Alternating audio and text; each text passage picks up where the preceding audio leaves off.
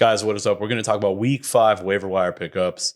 I'm just going to let you know, dude, it's not the most eventful waiver wire. It wasn't the most eventful week in the NFL in terms of like injuries and of guys getting supplanted by other guys. But we do have a couple of names that I think are very interesting in terms of like some spillover from last week, as well as a couple of names that are relevant this week. So we're going to go ahead and get started on this list. We're just going to go right down the sleeper trending list. And the top of the list, you can already see it's going to be Emari Demarcado or Emari Demarcado. I'm not really quite sure how you say it, but he is the backup for the Arizona Cardinals. He came in after James Conner busted off a big run, got injured. Demarcado actually didn't look too bad, but he scored a touchdown and kind of like, was definitely usable. He was definitely like a decent, rushed at 4.5 yards per carry, got into the end zone. Decently involved from like a passing, you got like 3 targets, only caught one of them for 12 yards. But if James Conner is going to be out, dude, I think Demarcado could be the guy, especially considering Keontae Ingram, the original backup, is actually still injured, I believe, and is nursing like a neck injury, which could linger and could be pretty difficult injuries for running backs. Just it's a brutal position, as you guys know. So I think Demarcado is probably like the prize of this week's waiver wire, which is a pretty empty waiver wire, to be honest. But if you're in win now and you really need a guy for this week to fill into your roster, I'd throw anywhere from up to like 10% of your fab on him, just because he's going to be just a short-term fill-in, right? Because there's a chance that even Connor might play this week. So next on the list is going to be Logan Thomas. He's looking like a very involved tight end on a offense that doesn't seem like they're going to be blowing any teams out, right? So you don't think he's going to get like game scripted out of the game, and I don't see anyone blowing the Commanders out of games too. So he's a guy that I think will remain pretty involved moving forward. Obviously got 11 targets for 9 receptions for 77 and a touchdown, was super involved. Now the thing is, he's been really involved every game. So every game that he's played, he's been fairly involved. I know in week 4 only had the 3 for 41, but in terms of how they're using, how Bieniemy and the Commanders are using tight ends, they're using them a lot, dude, actually to the detriment of some of their wide receivers, right? Like Jahan Dotson and like Terry McLaurin. So I think Logan Thomas is actually like a pretty good tight end to begin with. He's a veteran, he's 32, 9 years of experience. So if you're in need of a tight end, which I was, Hunter Henry was on the waiver wire, and so was Thomas. I bid for Hunter Henry. And the other guy in my league got Logan Thomas for free, and obviously he profited off of that. So I think, moving down the list, you got KJ Osborn. He's a guy. It looks like Justin Jefferson is going to go on IR, which means KJ Osborn is actually a pretty solid pickup for the next, 4+ weeks. I think he's going to remain in a heavy snap share role, while Addison's obviously the better play, I think, moving forward for the next 4 weeks. But I think KJ Osborn should have a role and should be like the number 2 guy, right?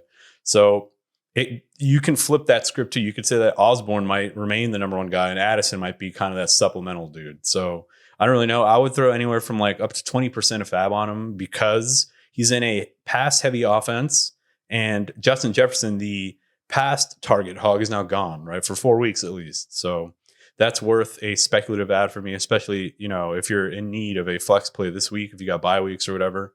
Next on the list, Curtis Samuel. Curtis Samuel's one of those guys where he just doesn't go away. He's been productive for 2 weeks in a row and pretty involved the weeks prior to that. They use him like as a gadget player around the goal line. He gets a lot of targets down the field. So I think Curtis Samuel is a guy that if you're in need, like you could do a lot worse. I mean, he hasn't really, weeks 1 to 3 wasn't great, but like you could have done worse, right? There were some superstars who weren't doing the shit for you those weeks. So I think Curtis Samuel's a decent pickup. Next on the list at running back is going to be Deontay Foreman. So if Roschon Johnson and Deontay Foreman are both on your waiver wire, I would prioritize Roschon Johnson simply because I think he's going to get third down work in addition to splitting first and second downs with Deontay Foreman. That's just my theory. I have not a lot of information to back that up, other than the fact that Deontay Foreman had been inactive every week leading up to this week, right? And Roschon Johnson's dealing with a concussion, obviously, so we don't know exactly if Roschon's even going to play this week. But I do think A high ankle sprain is unfortunate, and it's something that, as we saw with Austin Eckler, could keep you out for like 4+ weeks, right? Because of how lateral movement is so important, and with for running backs, and with high ankle sprains, it's just you can't move laterally, man. It's just it takes 4+ weeks for it just to feel right again.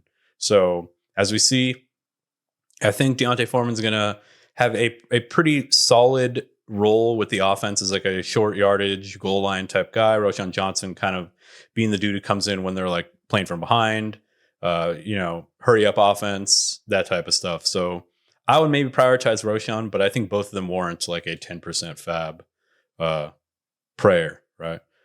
Gardner Minshew, if you're needy in a super flex, obviously Gardner Minshew is a good dude to get.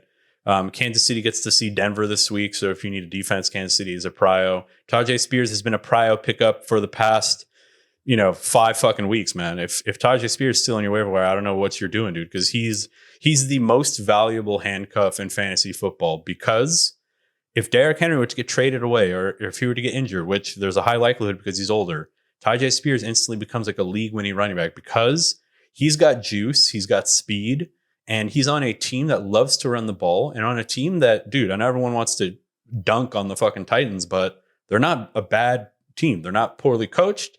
They're not a bad team. They tend to hang around in games, especially even against like really good teams, right? They don't get like blown out too often.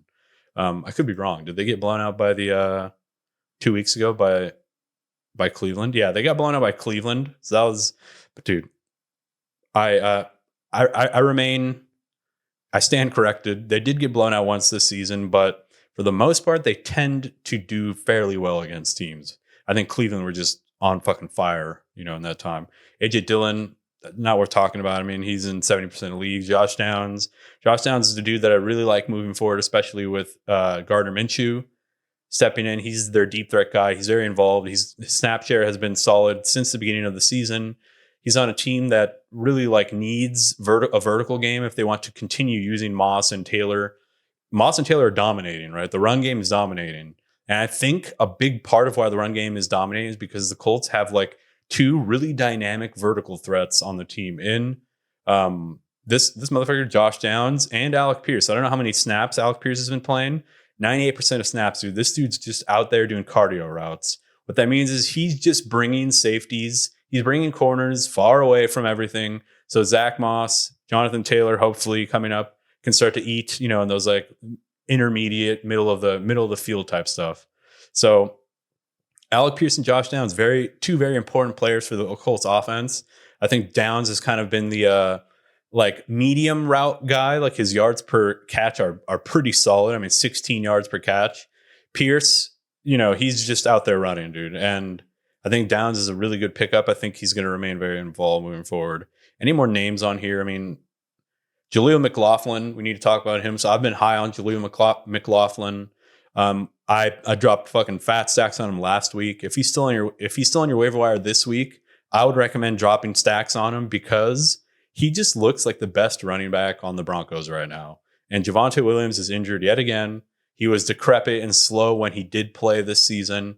Didn't really bring anything to the table other than like a solid between the tackles type guy, which I think if Javonte comes back, he maybe reclaims that role as like a between the tackles guy. But I think Jaleel McLaughlin is like the scat back, the dynamic guy that they want to use in space, kind of like a Devon Achane. If you squint so much to the fact that your eyes are basically closed, he kind of looks like Devon Achane. So Jaleel McLaughlin, man, throw some stacks on him. I'd be starting him moving forward if I had like a flex spot for him. Unfortunately, it'll be tough for me to get him into my lineup. I might want to see how they use him with Javonte, also also healthy and starting.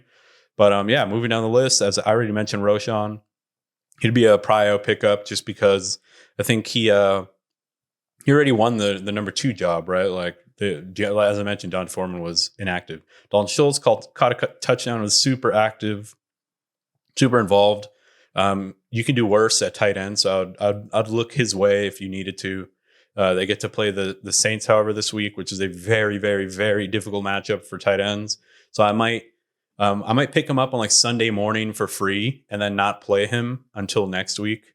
But it looks like they have the bye. So you might even be able to not pick him up and just pick him up during the bye. Yeah. Jeff Wilson, if he's available, pick him up because Achane looks like he'll be headed to IR, which would bring Salvon Ahmed back up to like the number 2-ish guy.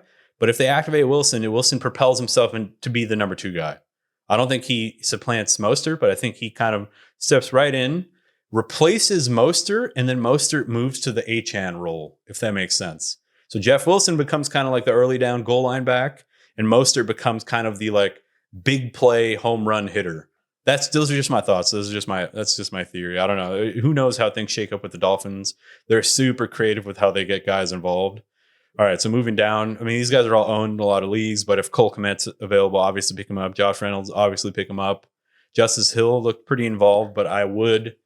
He fumbled and then didn't really get much play after that, so I would be very interested in Keaton Mitchell. I don't think he's on this list. But I am very interested in Keaton Mitchell. He's a guy, I made a video about him. Head over to my channel and check it out. But he's gonna potentially be coming off of IR one of these days. And he's a very quick, dynamic scat back. Again, very similar to McLaughlin and Devon Achane, kind of undersized, but very fast, very speedy. Something that I think the Ravens really lack at the moment. Like they need guys on the outside that can really like threaten teams in terms of like keeping linebackers close to the line of scrimmage so that the wide receivers can operate. Because at the moment, it's difficult for Ravens wide receivers to operate. No, because teams know that there's no real rushing threat. So I think a guy like Keaton Mitchell comes in and actually is very effective. Yeah, man, those are my thoughts. Pretty short video this week on the waiver wire. Hope you guys like the video. If you do, why don't you consider liking and subscribing? Let me know if you have any sit-start questions in the comments. I'd love to help you guys out. Or if you have any like pending trades you need some advice on, or if any trades you want to send out, let me know. I'll catch you guys in the next video.